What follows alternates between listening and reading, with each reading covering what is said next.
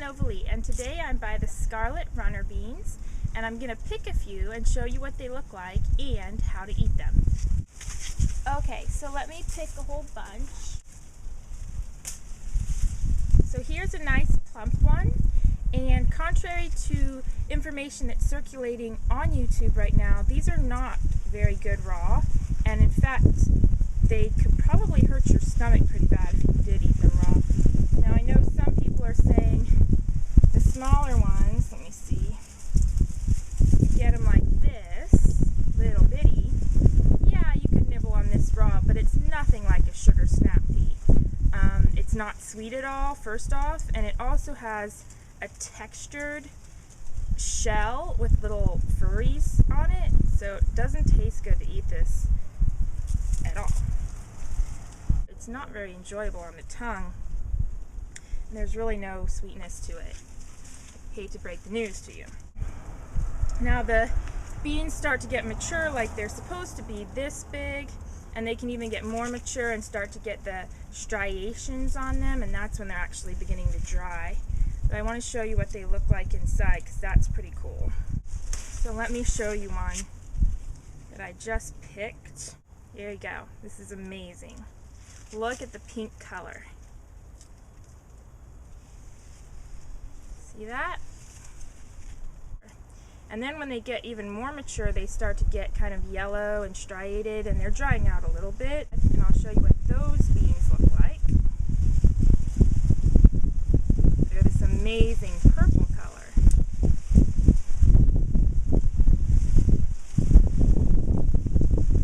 And it's really windy today. Sorry about that, guys. So yeah, purples and pinks.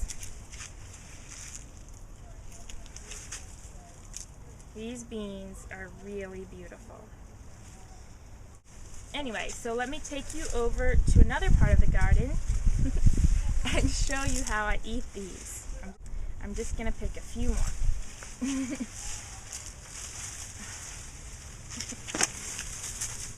So before I go any further with making the food, I am going to take a few over to the seed saving table, which is where I am now.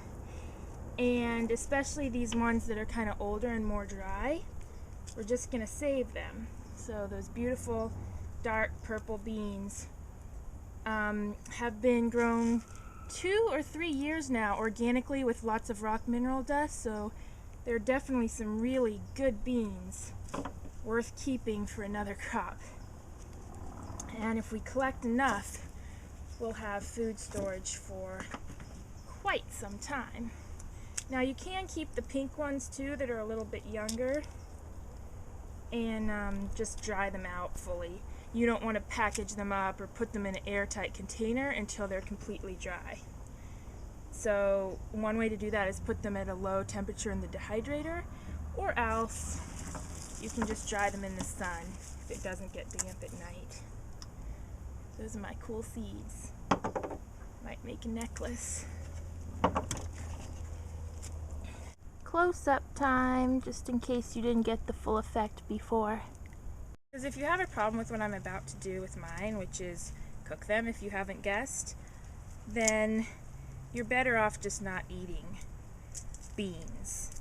They have enzyme inhibitors in these guys that can basically make your stomach feel like it's blowing up, and it's not good for you. So just omit them from the diet unless you're cool with steaming them.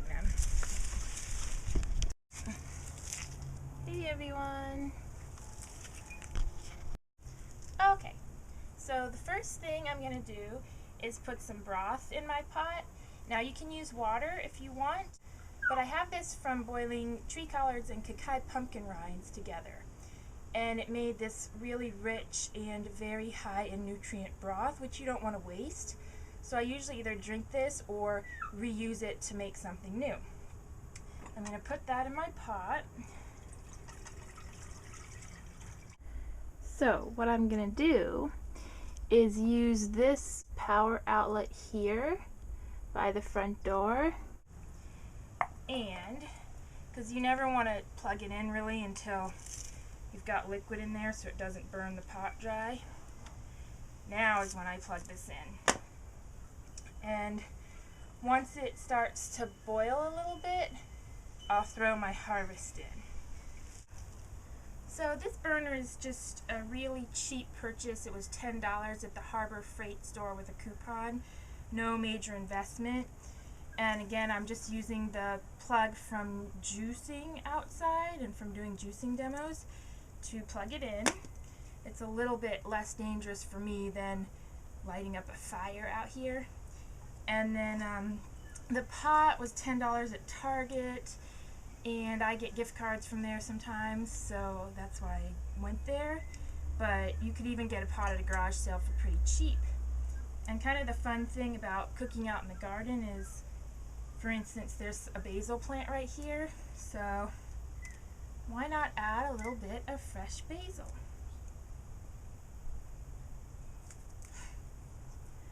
While I wait.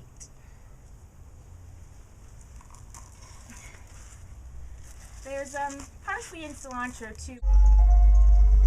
You boil them shell and all, which is exactly what I'm going to do here. And I see a little bit of steam coming off of here, so I'm going to throw them in. I mean, I might break them in half if they don't fit in the pot, but otherwise, I'm just going to cook these up right in the shell.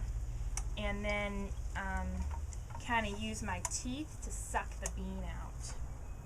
It's the best way and the least labor intensive. Alright, now everybody's in there. These ones can be for seed.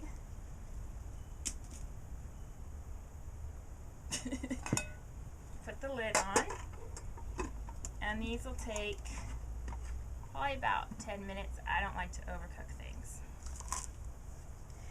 But it is kind of important for pods this big, because if you eat the beans raw, if you chew on them, very many of them, they have enzyme inhibitors that can actually kind of blow up in your stomach. So if you are a raw foodist and you're really strict about it, just don't eat Red Scarlet Runner beans.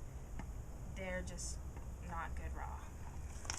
But honestly, they really are better chopped up and sprinkled on fresh so that they can stay raw and still give flavor. Now, as far as preparing the beans, we don't spray anything. Everything's organic, so I'm not going to worry about washing these, especially because I'm going to be kind of primal and not cut them up or anything. I'm just going to throw them right in with the pods and all. It's kind of like the idea that edamame are, if you've ever been for sushi or had the soy snacks that are in the pod. You boil them. It's the ice cream chop.